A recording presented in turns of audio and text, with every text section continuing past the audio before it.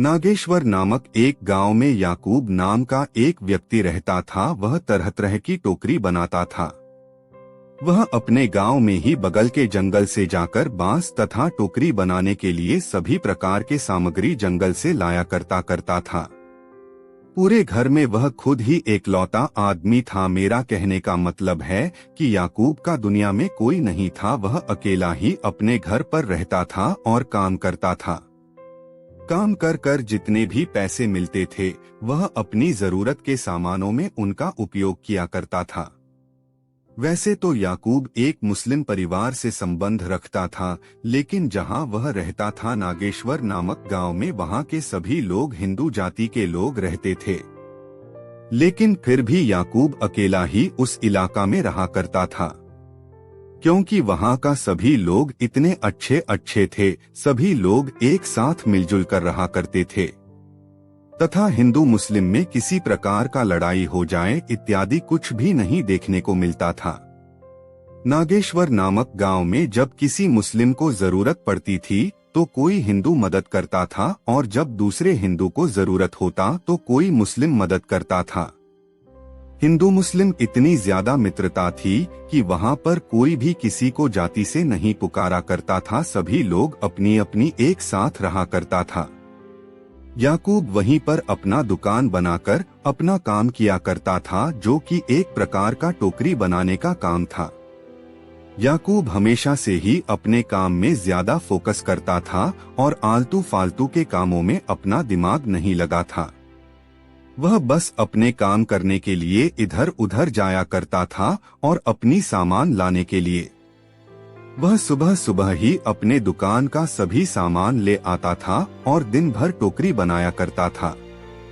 फिर एक दिन टोकरी बनाने के बाद दूसरे दिन उसे बेचने के लिए जाना होता था मार्केट। एक दिन की बात है, जब याकूब सामान लेकर अपना दुकान वापस आ रहा था तो उसे रास्ते में एक 10 साल का लड़का मिलता है। वह लड़का याकूब से कहता है कि मुझे 2 रुपए दे दीजिए, मेरे पास खाने के पैसे नहीं हैं। याकूब अपने पास से 2 रुपए पैसे निकाल कर दे देता है और याकूब अपनी दुकान चला जाता है। दूसरे दिन याकूब फिर सामान लेकर अपना दुकान आ रहा था, तभी उसे रास्ते में फिर से वही लड़का मिलता है और कहता है कि मुझे 2 रुपए दे दीजिए, मेरे पास खाने के पैसे नहीं हैं। याकूब फिर से उसे 2 रुपए दे देता है और उससे पूछता है कि तुम रोज हमसे पैसे क्यों मांगता है। तभी वह छोटा बच्चा 10 साल का कहता है कि मेरे पास खाने के पैसे नहीं है, मेरे घर तथा परिवार में कोई नहीं है, मैं अकेला ही रहता हूँ और भीख मांग कर खाता हूँ। आपसे एक बार पैसे मांगे थे तो आपने दे दिया था, इसी कारण से मैंने दोबारा आपसे मिलने की इच्छा जताई। तभी याकूब घर जाने की कहता, अगर तुम्हारे पास खाने के पैसे नहीं आए तो क्या तुम मेरे साथ आओगे, मेरे घर में रहोगे, मेरा काम करोगे, मैं तुम्हें 3 वक्त का खाना दूंगा और साथ में रहने का भी जगह दूंगा। वह लड़का याकूब के साथ रहने के लिए मान जाता है। जब याकूब ने उसका नाम पूछा तो उन्होंने अपना नाम वासु बताया था।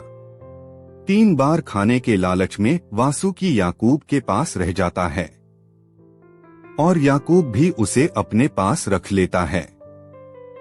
धीरे धीरे वह लड़का वासु तो कुछ बनाने का काम सीखने लगता है तथा तरह तरह की अच्छी टोकरी बनाने लगता है। वह इतना अच्छा टोकरी बनाया करता था कि लोग उनकी टोकरियां को तुरंत ही खरीद लिया करते थे। याकूब धीरे धीरे उनका काम में हाथ बटाने लगा था। वह जब जंगल से बांस इत्यादि लाने के लिए जाया करता था तभी वासु उसकी मदद करने के लिए उसके साथ जाता था। एक बार की बात है, दोनों जंगल में बांस लाने के लिए जाते हैं। जाते जाते ही बारिश शुरू हो जाती है और रास्ता में कीचड़ ही कीचड़ हो जाता है। याकूब अपने सर के ऊपर बांस का पौधा लेता है और वासु भी अपने हाथों में कुछ सामान लेता है और दोनों घर की तरफ चल पड़ते हैं। दोनों आते आते रास्ते में एक बार याकूब की पैर फिसल जाती है और वह कीचड़ में गिर जाता है। याकूब के हालत खराब हो जाती है क्योंकि उनके हाथ में बहुत ज्यादा दर्द हो रहा था। बगल से रोड पर जा रहे वासु ने एक रिक्शे वाले को बुलाया और याकूब को रिक्शा में बैठाकर अस्पताल ले गया था। डॉक्टर अस्पताल में याकूब को सही से चेक करता है और वासु को कहता है कि इनकी हाथ टूट गई है, अब इन्हें 6 महीने तक आराम करने की जरूरत होगी। अगर इन्होंने 6 महीनों में कोई भी काम किया तो इन्हें फिर से कोई भी प्रॉब्लम हो सकती है। अच्छा होगा कि इनसे 6 महीने तो कोई भी काम ना कराएं। वासु डॉक्टर को कहता है कि मैं याकूब जी को 6 महीने किसी भी तरह का काम नहीं करने देंगे। फिर वासु याकूब को वहां से रिक्शा पर बैठाकर घर ले आता है और उसे आराम करने के लिए रूम में सोने के लिए कहता है। कुछ दिन इसी तरह से भी पता चल गया। मास 2 महीनों के अंदर है। घर में कितना पैसा बचा हुआ था, जितना भी पहले का पैसा था सभी खत्म हो गया था। अब वासु सोचता है कि 6 महीने तक तो याकूब जी उठ नहीं पाएंगे। ऐसे में घर का खान पान तथा दवाई के खर्चा तो हम सभी को मिलकर ही करना होगा। पैसे ना होने के कारण वह फिर से खुद ही अपने दम पर जंगल जाता है और वहां से एक घंटे में दिन भर बांस लाया करता था, तभी जाकर वह कुछ बांस इकट्ठा कर पाता था। एक दिन उसे बांस लाने में लग जाता था और फिर वह धीरे धीरे टोकरी बनाया करता था। फिर एक दिन वह मार्केट जाता था उन टोकरी को बेचने के लिए और फिर वहां से पैसे लेकर आता तो याकूब जी के लिए दवाइयाँ तथा घर के लिए राशन भी खरीद कर लाया करता था। इसी तरह से याकूब की देखभाल वासु ने अगले 6 महीने तक निरंतर किया और खुद के दम पर चाहे कितना भी परेशानी क्यों ना हो अपने दम पर टोकरी बनाया करता था। वासु यह बात बखूबी जानता था कि आज वह जिस हालत में है उसका सबसे बड़ा क्रेडिट याकूब जी को जाता है और आज जब उनको हमारी जरूरत है तो मैं कुछ नहीं कर सकता हूँ। ऐसा करना बहुत ज्यादा मुश्किल हो जाएगा।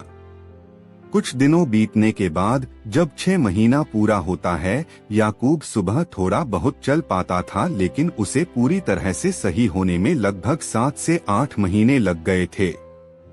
7 से 8 महीने तक लगातार वासु देखभाल कर रहा था। याकूब जब पूरी तरह से ठीक हो जाता है तो वह वासु को बहुत ज्यादा धन्यवाद कहता है। यह देखकर वासु की आंखों में आंसू आ जाता है और कहता है कि आज जो मैंने आपके लिए दिया वह तो कुछ भी नहीं है, क्योंकि आज जो मैंने किया उसके काबिल तो आप ही बनाया है।